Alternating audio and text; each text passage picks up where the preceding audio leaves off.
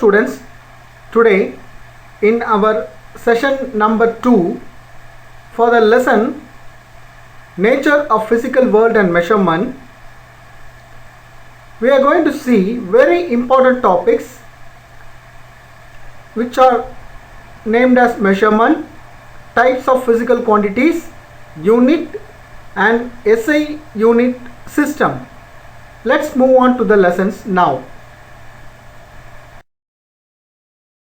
Now we are entered into our exam part of the lesson. Okay, now from the measurement, our book bag questions and the exam part of the lesson is started. The measurement. See, there is a proverb that when you can measure what you are speaking about and can express it in numbers, you know something about it. That's a proverb. It shows that how measurement is very important in physics and in our life. The comparison of any physical quantity with its standard unit is known as measurement. Measurement is the basis of all scientific studies and experimentation. Physicists always deal with numbers which are measurement of physical quantities. Therefore, we have to know about the physical quantity. Let me tell that what do you mean by the physical quantity? Quantities that can be measured and in terms of which laws of physics are described are called physical quantities. Except some of this, you all know the examples are length, mass, time, force, energy. They are based on the laws of physics. Then, types of physical quantities. In last slide we saw what do you mean by the physical quantity. Now, what are the types of physical quantity? There are two types of physical quantities. There are fundamental and derived quantities. What do you mean by this fundamental or base quantity? The fundamental or base quantity are the quantities which cannot be expressed in terms of any other physical quantity. Okay, there is no other substitution for this. These are length, mass, time, electric current, temperature, luminous intensity and amount of substance. The next one is derived quantities. Quantities that can be expressed in terms of the fundamental quantities are called derived quantities. For example, area, volume, velocity, acceleration, forces.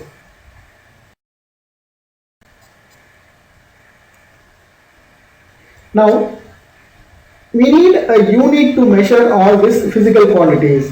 So, what do you mean by this unit? An arbitrarily chosen standard of measurement of a quantity which is accepted internationally is called unit of quantity.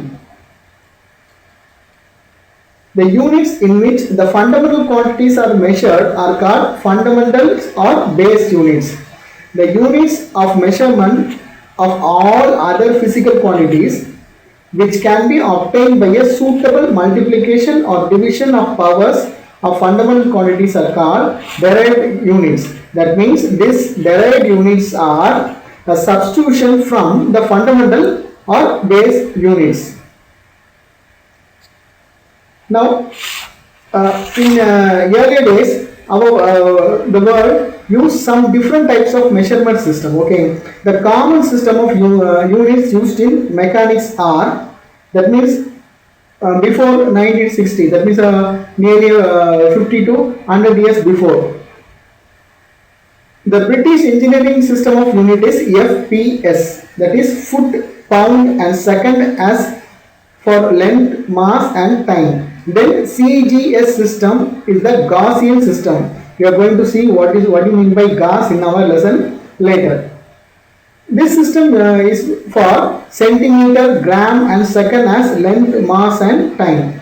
Then NKS system, which is based on meter, kilogram and second as length, mass and time.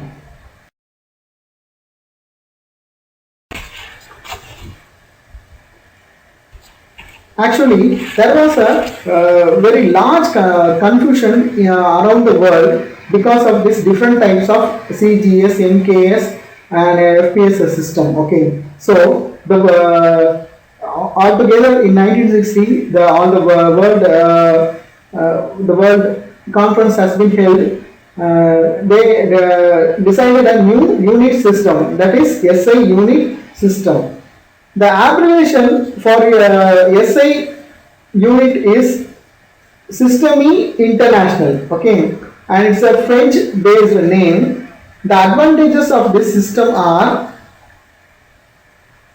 this system makes use of only one unit for one physical quantity, which means a rational system of units. Then, in this SI unit system, all the derived units can be easily obtained from basic and supplementary units, which means it is a coherent system of units.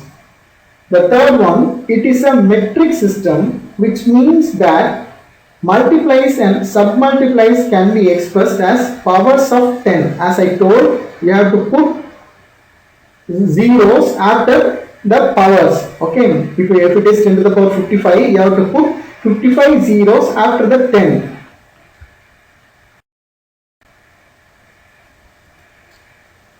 Then the base quantity, the unit, the symbol, and the definition of the SI units. This page is very important. You can see this page in your book. It's very important. If you are well versed in this base quantity, then only you can move further in this lesson, and towards the next 5 lessons are based upon this concepts. Okay, now let me explain how this length is measured. The unit for length is meter and the symbol is small m. The definition for the length is 1 meter is the length of the path traveled by light in vacuum, that is 1 by 299,792, 458 of a second in 1983.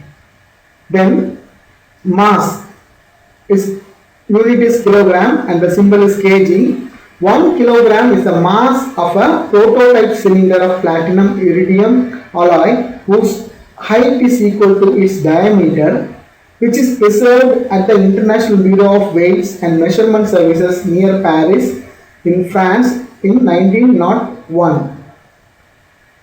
The time, second, okay. It is a symbol is S. 1 second is the duration of 9, 192, 631, 770 periods of variations corresponding to the transition between the two hyperfine level of the ground state of cesium, that is 133 atom, which is based on from 1967. Then the electric current.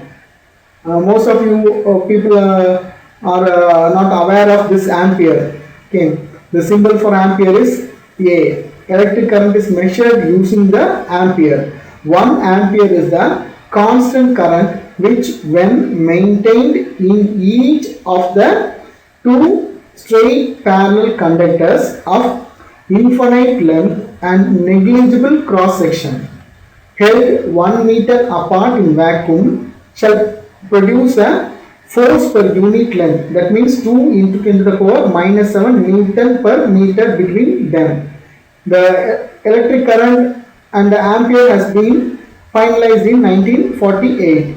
Then temperature is measured using a Kelvin. Okay, the Kelvin is denoted by K. 1 Kelvin is the fraction of 1 by 273.16 of the thermodynamic temperature of the triple point of water. This is from 1967. Then amount of substances. The amount of substances is measured using the unit mole and the symbol is MOL.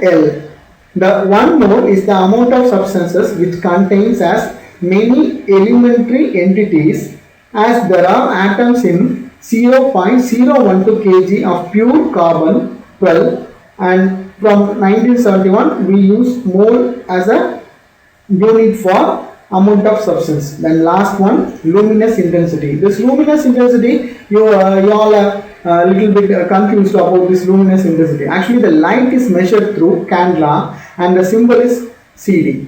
One candela is the luminous intensity in a given direction of a source that emits monochromatic radiation of frequency, that is 5.4 into the power 14 hertz, and that has a radiant intensity of 1 by 683 watt per steradian in that direction 1979. Thank you students. Let's meet in the next class.